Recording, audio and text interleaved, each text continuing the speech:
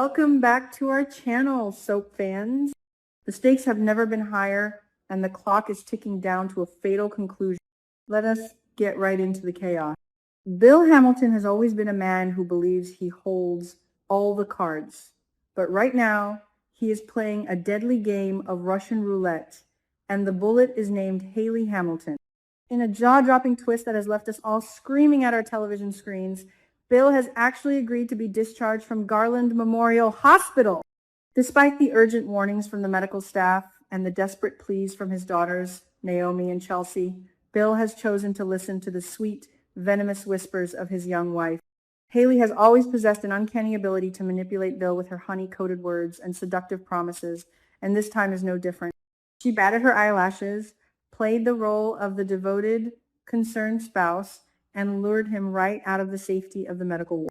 Why does Bill always fall? His inherent weakness when it comes to Hayley's charms has always been his Achilles heel, but this time, that very weakness is signing his actual death warrant. Are we about to witness the tragic, preventable demise of Fairmont Crest's most arrogant lawyer? The sheer audacity of Hayley's manipulation is both terrifying and mesmerizing to watch. She knows exactly which buttons to push to stroke Bill's massive ego. She convinced him that the hospital was too stressful, that the constant hovering of his daughters and the lingering presence of his ex-wife, Danny Dupree, were hindering his recovery. Hayley proposed a seemingly romantic and peaceful alternative, a secluded, ultra-private villa far away from the prying eyes of his. She framed it as a luxurious retreat for him to get some absolute rest, but we all know the dark, sinister truth. This secluded villa is not a sanctuary, it is a slaughterhouse. By isolating Bill from the outside world, Hayley is meticulously setting the stage for her final lethal act. She is a black widow spinning her web, and Bill has walked right into the center of it with a blind.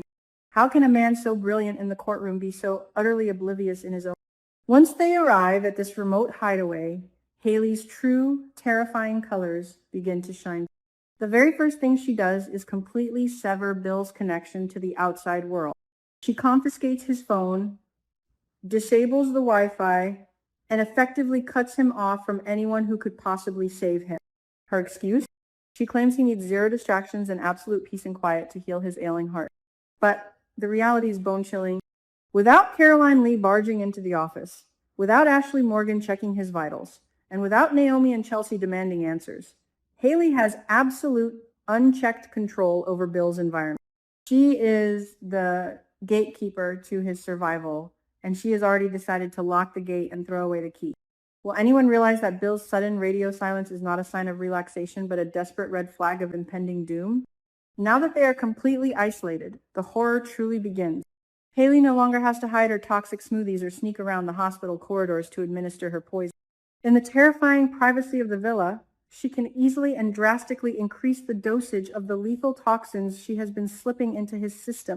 We are watching in absolute horror as she pours the poison with a sickening smile on her face, knowing there is no medical professional around to notice the sudden spikes in his heart rate or the terrifying drop in his blood pressure.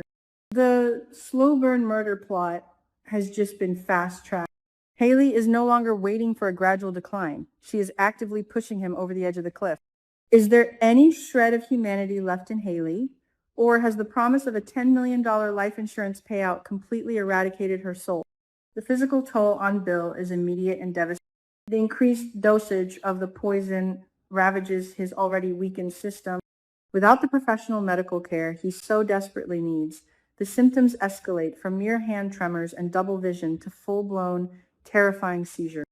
Imagine the sheer terror of experiencing your body shutting down, trapped in a beautiful but isolated mansion, with the only person around being the very woman who is killing you. Bill is writhing in agony, his brilliant mind clouded by the toxic chemicals destroying his neurological path. And Hayley? She just watches. She watches with a cold, calculating gaze, perhaps even offering a mockingly sympathetic word while she waits for his heart to finally give out. The cruelty is unimaginable. Will Bill realize, in his final moments of clarity, that the woman he defended against his entire family is his executioner? While Bill is fighting a losing battle in a secluded villa, a massive, game-changing breakthrough occurs back at Garland Memorial Hospital. Dr. Madison Montgomery, who has been tirelessly investigating the root cause of Bill's mysterious cardiac arrests and collapsing episodes, finally receives the results of the in-depth, specialized blood panels she ordered. The truth hits her like a freight train. The lab results do not show a natural deterioration of the heart or a standard stroke.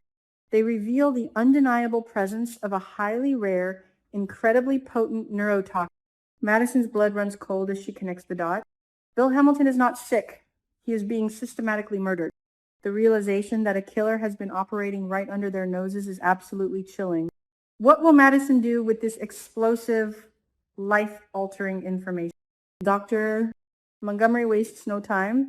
She immediately tries to contact Bill, dialing his number with frantic urgency. But, as we know, Hayley has already silenced his phone to ensure he is not disturbed. The calls go straight to voicemail, echoing into the dark void of Hayley's trap. Panic sets in. Madison knows that every single second counts. If this rare neurotoxin is already in his bloodstream, the window to administer an antidote and flush the poison out is rapidly closing. Realizing she cannot reach the victim, Madison makes the most crucial phone call of her life. She alerts Chelsea Hamilton. Can you even begin to imagine the sheer, paralyzing terror that washes over Chelsea as she hears the words neurotoxin and poisoned associated with her father? Chelsea's reaction is explosive. All her suspicions, all her bitter arguments with Kat and Naomi about Hayley being a gold-digging Black Widow are instantly validated in the most horrifying way possible.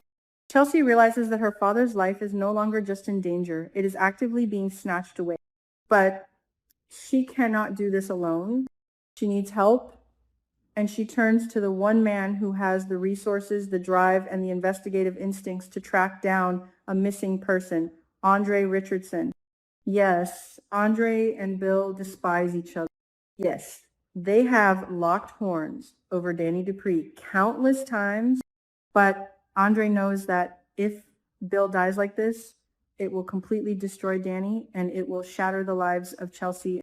Andre steps up, putting aside his bitter rivalry to embark on a desperate, high-stakes rescue mission. Will these two unlikely allies be able to perform a miracle? The race against time is absolutely heart-pounding. Chelsea and Andre are scrambling, using every connection, every credit card receipt, and every digital footprint they can access to find the location of this secluded villa. The tension is thick enough to cut with a knife. Every time the clock ticks, we know that the poison is creeping closer to Bill's heart. Andre's frantic driving, Chelsea's desperate tears as she tries to ping her father's offline phone. It is a masterclass in soap opera suspense. They are navigating blindly through a maze of Hayley's lies, praying that they find the right address before they are forced to plan. Are they driving toward a rescue, or are they speeding toward a gruesome crime scene? Meanwhile, back at the Villa of Doom, the situation has devolved into a terrifying psychological nightmare. The massive dose of the rare neurotoxin has completely breached the blood-brain barrier. Bill is no longer just suffering physically. His mind is fracturing. He begins to experience vivid, intense hallucinations. The poison induces a state of deep, feverish delirium. He is sweating, thrashing on the luxurious bed, completely detached from reality. And in this vulnerable, broken state, his subconscious betrays him in the most dramatic way possible. Who does he see in his mind's eye? Who does his heart cry out for when he thinks he is at the very end of his life? It is not his young, beautiful wife who is standing right next to him. It is Danny. Will this hallucination be the final nail in his coffin?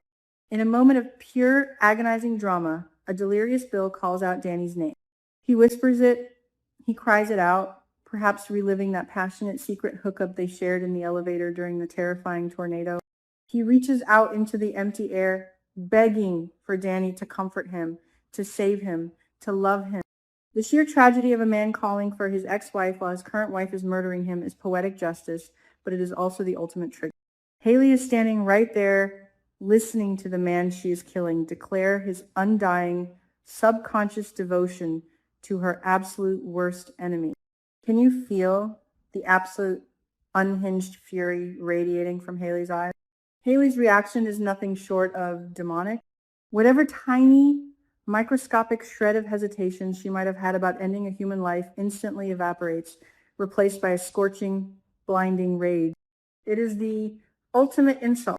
She has spent months manipulating this man, putting up with his arrogance, dealing with his hostile daughters, all for the money.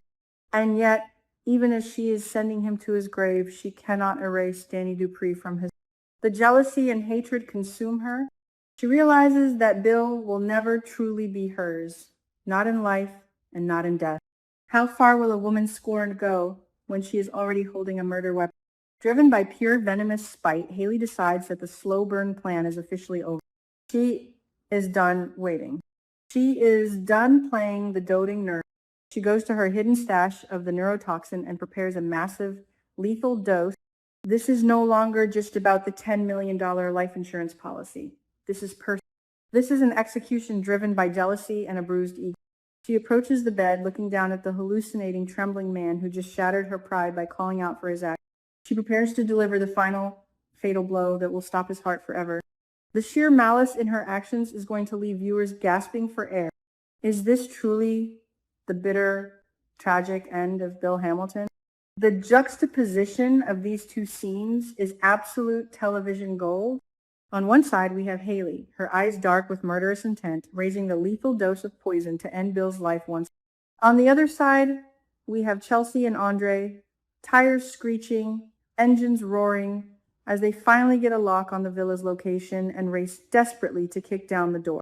It is a literal collision course of life and death. Every single second feels like an eternity. Will the door burst open just in time to knock the poison from Hayley's hand?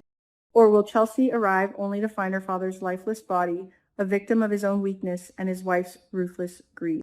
The suspense is absolutely suffocating. Bill's life is now measured in mere minutes, slipping away with every shallow breath he takes while trapped in his fever dream of Danny. Hayley is ready to strike, and the rescue team is miles away but closing in fast. The explosion of secrets, the culmination of this deadly plot, and the emotional wreckage that will follow are going to shake the foundation of Fairmont Crest to its very core. Will Hayley Hamilton finally be exposed and dragged away in handcuffs, or will she walk away a wealthy, victorious Black Widow? We are on the edge of our seats, and we know you are too. Until next time, keep your friends close and your enemies far, far away.